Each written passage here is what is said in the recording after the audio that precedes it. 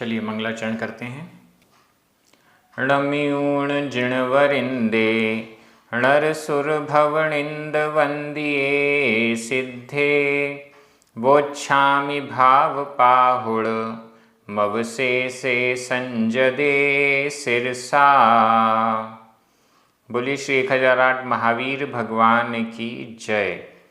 आचार्य श्री कुंद कुंद स्वामी की जय। आचार्य गुरुवर विद्यासागर समय सागर जी महाराज की जय। मुनि पुंगव श्री 108 सुधा सागर जी महाराज की जय। हम सभी बड़े ही सौभाग्यशाली हैं जो हमें आचार्य कुंद कुंद स्वामी के महान ग्रंथ अट्ठपाहुड़ के अध्ययन का अवसर मिल रहा है। 5वां भाव पाहुड़ चल रहा है, कुछ ही गाथाएं शेष हैं। प्रतिदिन हम 2 गाथाओं का अर्थ करते हैं। आज क्रमशः गाथा क्रमांक 152 और 153 का अर्थ किया जाएगा।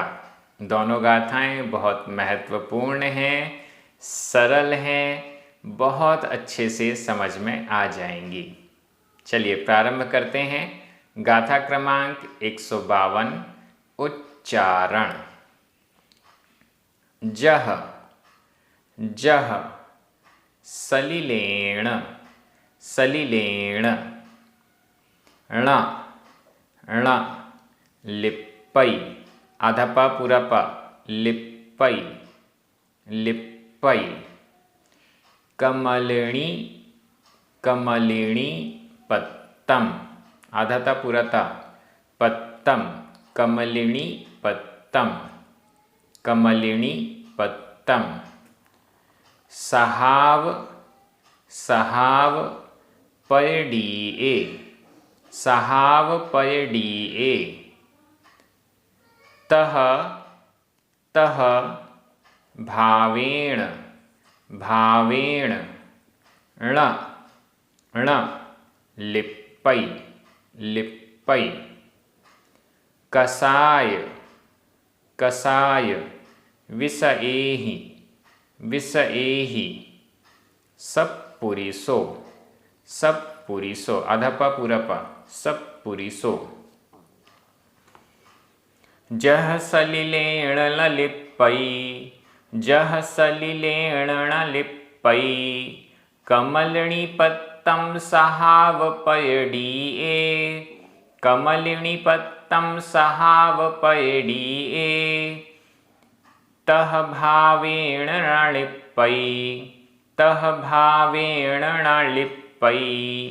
कसाय विषएहि सप्पुरिसो कसाय विषएहि सप्पुरिसो। बड़ी अच्छी गाथा है। कल का प्रकरण ही आगे बढ़ाया जा रहा है। कल कहा गया था जो जिनेंद्र भगवान के प्रति प्रशस्त राग भक्ति रूपी राग रखता है उसके संसार का नाश होता है। उसके संसार रूपी लता की जड़ ही समूल नष्ट कर दी जाती है। अब वही राग जो है, वही भाव जो है, वह संसार को कैसे नष्ट करता है उसको यहाँ पर और पुष्ट कर रहे हैं इस गाथा के द्वारा। जह जैसे उदाहरण दिया जा रहा है। जह जैसे सलिलेण सलिल के द्वारा सलिल यानी जल जल के द्वारा। जह जैसे सलिलेण सलिल जल के द्वारा। ण नहीं लिप्पई लीपा जाता है लीपा जाता है गीला किया जाता है भिगोया जाता है। जैसे सलिल के द्वारा भिगोया नहीं जाता है। कौन नहीं भिगोया जाता है? कमलिनी पत्तम कमलिनी पत्तम। कमलिनी का पत्र पत्ता। जह जैसे जल से कमलिनी का पत्ता जल से नहीं लिप्पई, लीपा जाता है, भिगोया जाता है। कमलिनी जल में ही है, कमलिनी का पत्ता भी जल में ही है, लेकिन वो जल के द्वारा लीपा नहीं जाता, जल के द्वारा भिगोया नहीं जाता है। हम देखते हैं कितना भी पानी हम ऊपर से भी डाल दें उस पत्ते में तो वो पानी मोती की तरह इधर उधर घूमता रहेगा, लेकिन जैसे कपड़े भीग जाते हैं वैसे वह कमलिनी का पत्ता भीगता नहीं है जल के द्वारा। उदाहरण क्या है? जह जैसे कमलिनी पत्तम, कमलिनी का पत्ता, सलिलेण, सलिल के द्वारा, जल के द्वारा, ण नहीं लिप्पई, भिगोया जाता है। क्यों नहीं भिगोया जाता है? उसका कारण क्या है? सहाव पैडीये, सहाव स्वभाव, पैडी प्रकृति, स्वभाव और प्रकृति, स्वभाव और प्रकृति के कारण इसका, कमलिनी के पत्ते का ऐसा स्वभाव ही है, कमलिनी के पत्ते का प्रकृति के द्वारा प्रदत्त ऐसा स्वभाव है जिसके कारण वह पानी में गीला नहीं होता है। सहाव स्वभाव, पैडीये प्रकृति, प्रकृति के द्वारा प्रदत्त स्वभाव ही ऐसा है। कमलिनी का पत्ता सलिलेण न लिप्पई, सलिल के द्वारा भी न नहीं लिप्पई, भिगोया जाता है। तह, नीचे वाली लाइन, जह जैसे, तह उसी प्रकार, उसी प्रकार, भावेण भावों के कारण, भावेण भावों से, ण नहीं लिप्पई लीपा जाता है, भावों से नहीं, भावों के कारण ण नहीं लिप्पई लीपा जाता है। भावों के कारण किससे नहीं लीपा जाता है?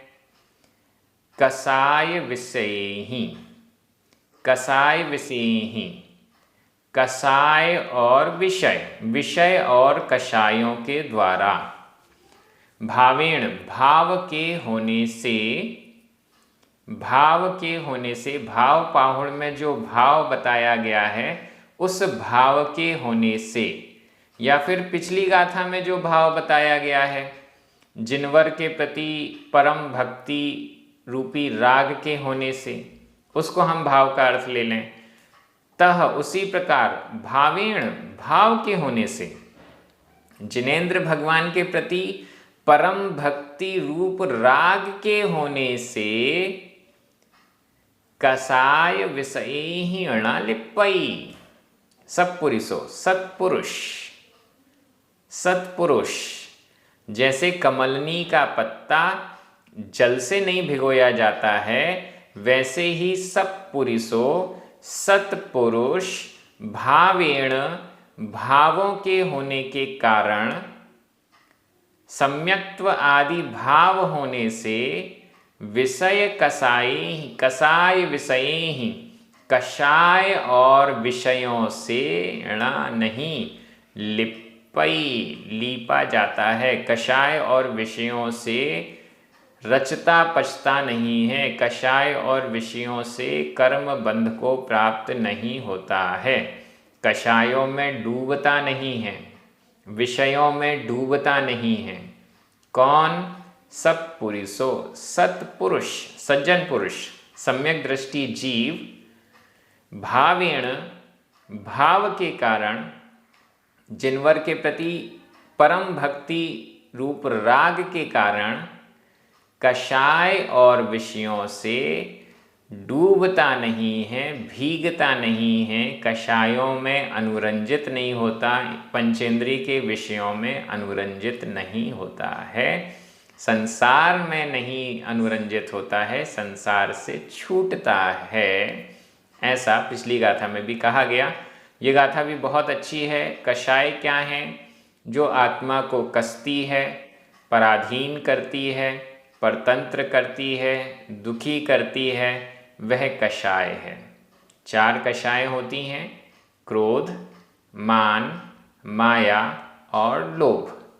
विषय 5 इंद्रियों के विषय। 5 इंद्रियां: स्पर्शन, रसना, घ्राण, चक्षु और कर्ण। इनके विषय: स्पर्शन इंद्रिय का विषय स्पर्श, रसना इंद्रिय का विषय रस, घ्राण इंद्रिय का विषय गंध, चक्षु इंद्रिय का विषय वर्ण और कर्ण इंद्रिय का विषय शब्द। ये 5 इंद्रियों के विषय हैं। इन पंचेंद्रिय के विषयों में भी सम्यक दृष्टि जीव सत्पुरुष भाव के कारण डूबता नहीं है, इनमें भीगता नहीं है, ऐसा समझना चाहिए। अब देखिए, कमलिनी का पत्ता जल से बाहर नहीं आ रहा है, फिर भी वो जल में भीगा नहीं है। ऐसे ही सम्यक दृष्टि जो परम भक्ति अनुराग रखता है जिनेंद्र भगवान के प्रति, सम्यक दृष्टि है ऐसा वह व्यक्ति, वह भी घर गृहस्थी में है, विषय कषायों के बीच में है, क्योंकि अभी उसने विषय कषाय का त्याग नहीं किया है, फिर भी वह उन विषय कषायों से भीगता नहीं है, ऐसा हमें समझना चाहिए। संसार में है, चारों तरफ कषायें हैं, संसार में है, चारों तरफ पंचेंद्रियों के विषय हैं, लेकिन वह सत्पुरुष भाव उसके जिनेंद्र भगवान के प्रति भक्ति से युक्त हैं, इस कारण वह इनसे डूबता नहीं है, इनसे प्रभावित नहीं होता है, संसार में नहीं रचता पचता, संसार से छूटता है, ऐसा हमें समझना चाहिए। गाथा बड़ी अच्छी है, अनुकरणीय है, ध्यान देने योग्य है। अगर इस गाथा को हमने फॉलो कर लिया, अपने भावों को सही कर लिया, तो ये विषय कषाय जो हमारे चारों तरफ हैं वो हमें अपने में प्रभावित नहीं कर पाएंगे। हम इन विषय कषायों के आसपास होते हुए भी इनसे दूर रहेंगे, रह पाएंगे, ऐसा आचार्य कुंद स्वामी कह रहे हैं। बहुत महत्वपूर्ण गाथा है। मैं एक बार इसका व्याकरण की दृष्टि से देख लेते हैं। जह ण तह ण ये सभी अव्यय हैं। सलिलेण सहावपर्डीये भावेण ये तीनों ही तृतीया विभक्ति के एक वचन हैं। लिप्पई 2 बार आया है। वर्तमान काल अन्य पुरुष एक वचन का क्रिया रूप है। कमलनी पत्तम सब पुरिसो ये दोनों ही प्रथमा विभक्ति के एक वचन है। एक नपुंसक लिंग में है और सब पुरिसो पुल्लिंग में है। इसके अलावा कसाय विषयी तृतीया विभक्ति का बहुवचन है। व्याकरण तो एकदम सरल है। मैं एक बार हिंदी अर्थ कर रहा हूं, आपकी नज़र प्राकृत शब्दों पर जानी चाहिए। जैसे कमलनी का पत्ता अपने प्राकृतिक स्वभाव के कारण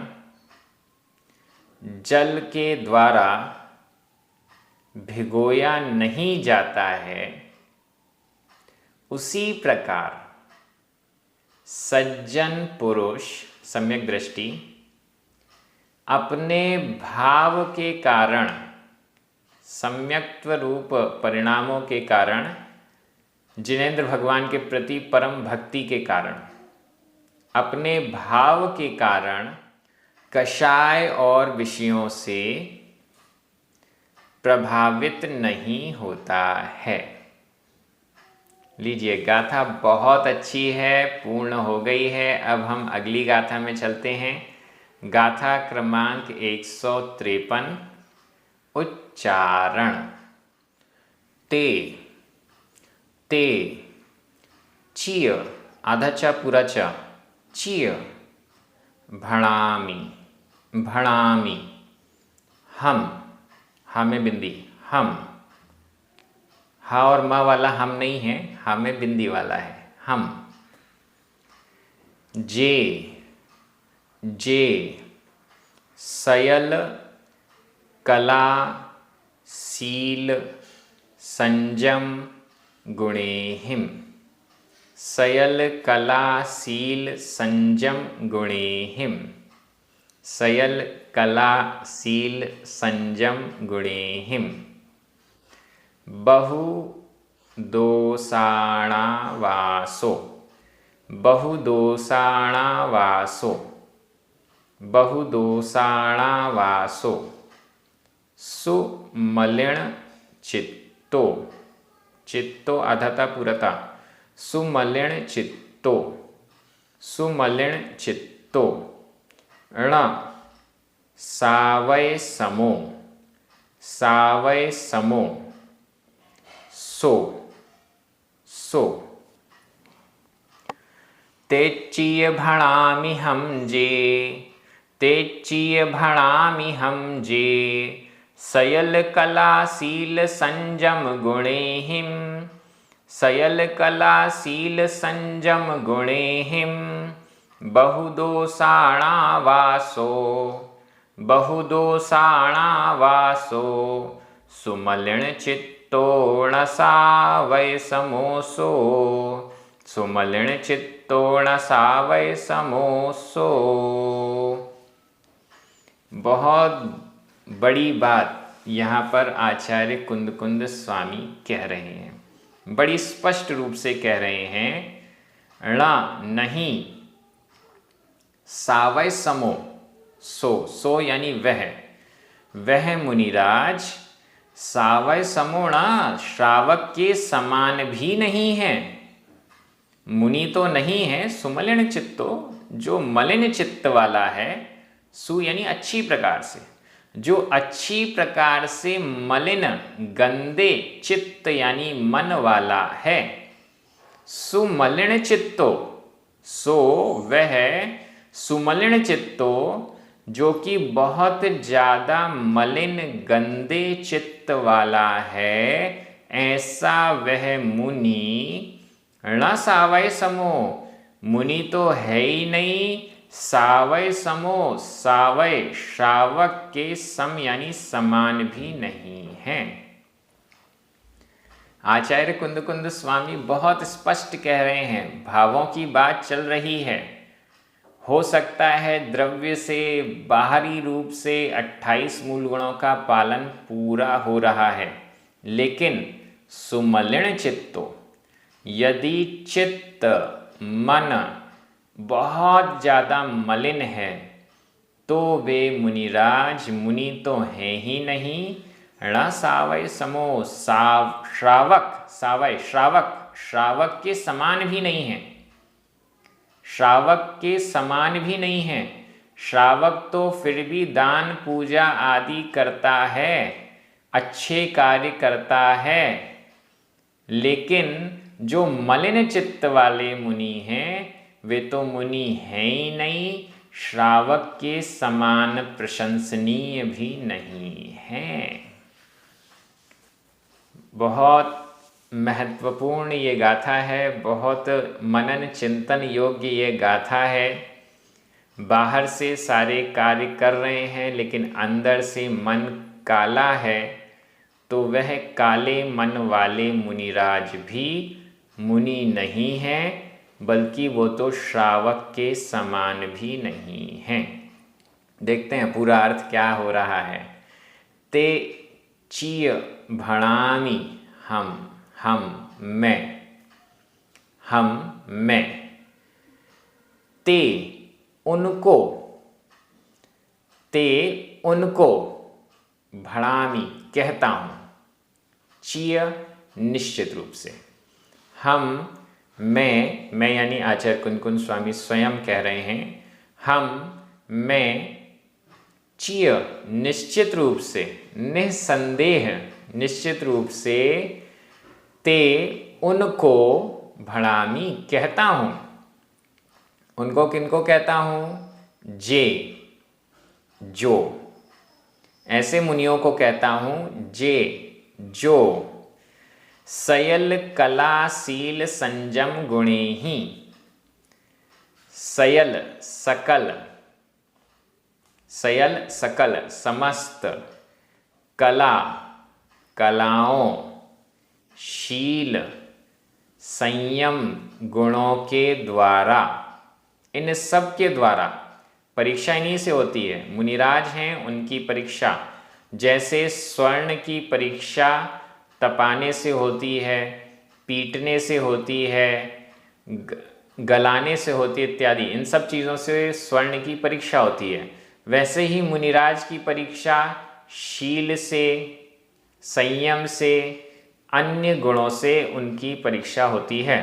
तो सयल कला शील संयम गुणे ही, इन सब अपेक्षाओं से जे जो बहुदोषाण आवासो, यहाँ संधि विच्छेद करना पड़ेगा। बहुदोषाण आवासो, बहुदोषाण ड़ा में छोटा आ, आवासो बड़ा आ, छोटा आ और बड़ा आ मिलकर बड़ा आ हो गया। बहुदोषाण आवासो, बहुदोषाण इन अपेक्षाओं से, शील संयम और गुणों की अपेक्षाओं से, समस्त कला शील संयम और गुणों की अपेक्षा से, जे जो बहुदोषाण बहुत सारे दोषों के, बहुदोषाण बहुत सारे दोषों के, बहुत सारे अतिचारों के, बहुत सारे अनाचारों के, बहुत सारे शिथिलाचारों के आवासो, आवास हैं, निवास स्थल हैं। संयम की अपेक्षा, शील की अपेक्षा, गुणों की अपेक्षा बहुत दोषों के आवास यानी निवास स्थल हैं। यहाँ बहु का अर्थ वधु, वधु का अर्थ महिला संबंधी भी दोष हो सकते हैं। बहु का अर्थ बहुत और बहु का अर्थ अगर वधु लगाएं तो महिलाओं संबंधी दोष, ये भी हम कह सकते, दोनों को लगाया जा सकता है। यहाँ पर बहुत सारे दोषों के आवास रूप, और ये आवास कैसा है? सुमलिन चित्तो, अच्छी प्रकार से मलिन चित्त वाले, अच्छी प्रकार से मलिन यानी गंदा है जिनका चित्त, ऐसा व्यक्ति। अब देखिए पूरा अर्थ, आचार्य कुंदकुंद स्वामी कह रहे हैं मैं, ते उनको, चिय निश्चित रूप से, भड़ामी कहता हूं। किनको कहता हूं? जे जो सयल कला शील संयम गुणे ही, समस्त कलाओं शील संयम गुणों के द्वारा, बहुदोषाण बहुत से दोषों के आवास रूप हैं। वैसे यहाँ आवासो प्रथमा विभक्ति का एक वचन है, लेकिन जे जो है वो प्रथमा विभक्ति का बहुवचन हो जाएगा, ते द्वितीय विभक्ति का बहुवचन हो जाएगा। उनको कहता हूं जो ऐसे हैं। क्या कहता हूं? ये कहता हूं कि जो बहुत मलिन चित्त वाला है और बहुत दोषों का आवास है, वह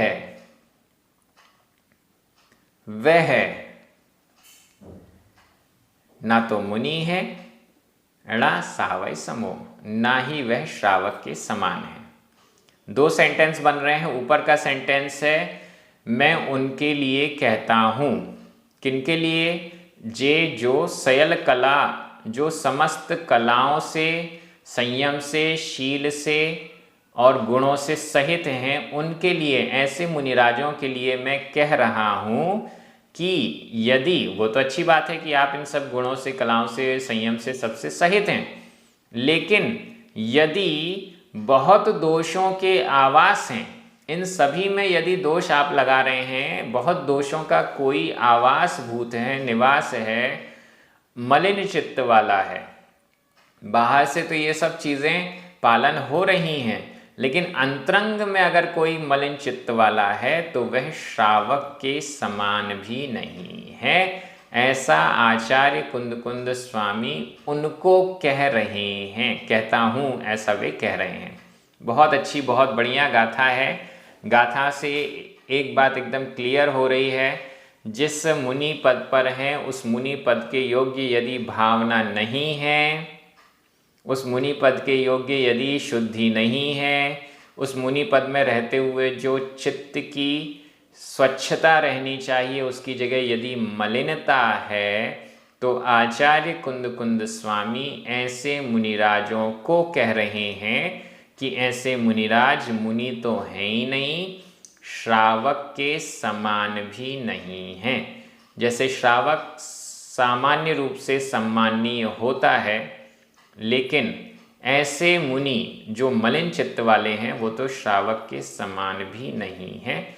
आचार्य कुंद स्वामी का ये बहुत बड़ा स्टेटमेंट है, इसलिए है कि भावों को सही किया जाए, चित्त को सही किया जाए, चित्त की मलिनता को दूर किया जाए, दोषों को दूर किया जाए, इस उद्देश्य से आचार्य कुंद स्वामी कह रहे हैं। हमारे लिए ये नहीं कह रहे हैं कि ऐसे मुनियों की निंदा हमें करनी है, ऐसा नहीं कहा जा रहा। मुनियों से ये कहा जा रहा है कि ऐसा करेंगे तो आप श्रावक के समान भी नहीं हैं। तो ये हमें भाव लेना चाहिए। गाथा बड़ी अच्छी है। व्याकरण की दृष्टि से देखते हैं, ते द्वितीय विभक्ति का बहुवचन है, चीय णा ये दोनों अव्यय हैं, भणामि वर्तमान काल उत्तम पुरुष बहुवचन का, एक वचन का क्रिया रूप है। हम,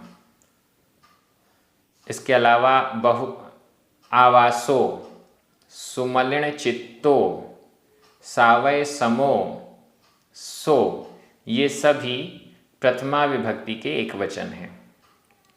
जे प्रथमा विभक्ति का बहुवचन, सयल कला शील संयम गुणे ही तृतीया विभक्ति का बहुवचन है। बहुदोषाण षष्ठी विभक्ति का बहुवचन है। बाकी सब मैंने आपको बता ही दिया है। मैं एक बार हिंदी अर्थ कर रहा हूँ, आपकी नज़र प्राकृत शब्दों पर जानी चाहिए।